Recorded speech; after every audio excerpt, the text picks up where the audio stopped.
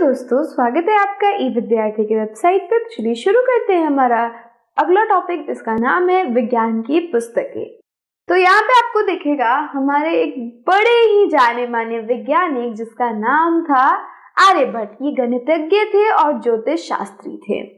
गणितज्ञ का मतलब जिसको गणित का ज्ञान हो, और ज्योतिष शास्त्री का मतलब जो ज्योतिष जानता हो, जिसको ज्योतिष के बारे में पता हो।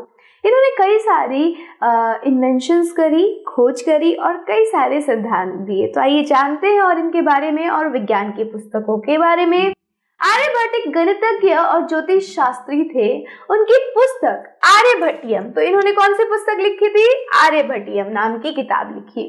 तो उनकी पुस्तक आर्यभट्टियम में गणित और ज्योतिष के कई सिद्धांत हैं। तो बहुत सारे उन्होंने थ्योरीज दी थी, चाहे वो मैथ्स में हो या फिर ज्योतिष में हो। उन्होंने गणित और विज्ञान के क्षेत्र में महत्वपूर्ण योगदान दिया। उन्होंने बहुत सारे कॉन्ट्रीब्यूशंस किए थे गणित के लिए और विज्ञान के अंदर।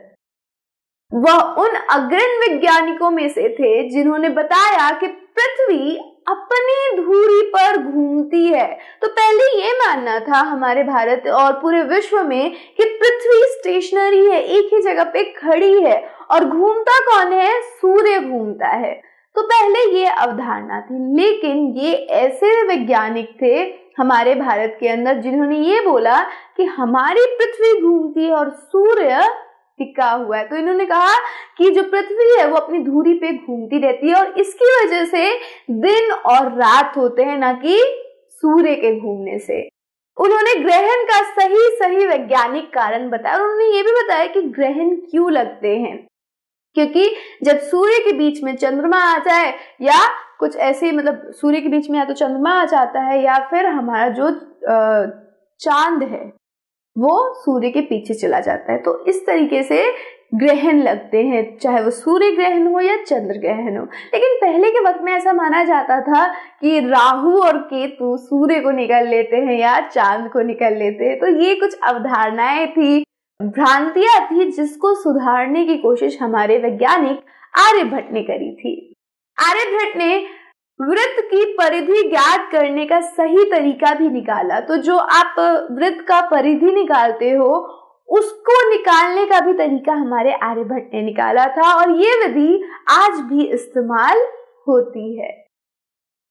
इस समय की एक और महत्वपूर्ण खोज है शून्य की खोज। ये जो आप जीरो, तू शून्य दिया मेरे भारत ने, ये जो शून्य है वो हमारे भारत ने दिया था। तो इस शून्य की खोज के बाद ही दशमलव प्रणाली का विकास हो पाया था। जो आप 10, 1000, 100 ये सब चीजें आप बोलते हो ना, इस शून्य की खोज के बाद ही हमें मिला। दशमलव प्रणाली अरबी देशों से होते हुए यूरोप तक पहुंचा, यानी हमारी कंट्री से अरब पहुंचा और उसके बाद यूरोप पहुंचा, और इसीलिए अरबी संख्या या हिंदू अरबी संख्या कहते हैं। तो जो आप अरबिक वर्ड्स लिखते हो, जो आप ऐसे अलग अलग तरीके से XI ये सारी चीजें लिखते हो, ये हिंदू अरबिक कहलाता है, इंडो अरबिक वर्ड्स कहलाते हैं, क्योंकि इन्होंने हमसे बहुत सारी चीजें ली और यहाँ अरब से बाकी की चीजें, जो शून्य था वो यूरोप तक पहुंचा। तो ये शून्य की खोज हमारे इंडिया में हुई थी, और ऐसा माना जाता है कि आर्यभट्ट ही ऐसे गणितज्ञ थे जिन्होंने शून्य की खोज की थी। तो ये था कि किस प्रकार से हमारे इंडिया के अंदर, हमारे भारत के अंदर विज्ञान के ऊपर भी कई सारे पुस्तकें लिखी जा रही थी और बहुत सारी तकनीकों का विकास हो रहा था, बहुत सारी चीजों की खोज हो रही थी हमारे भारत में। तो ये था हमारा ये चैप्टर। अब क्या करते हैं, हम अपने नेक्स्ट वीडियो में चलते हैं और वहां पे हम करने वाले हैं चैप्टर के क्वेश्चन आंसर।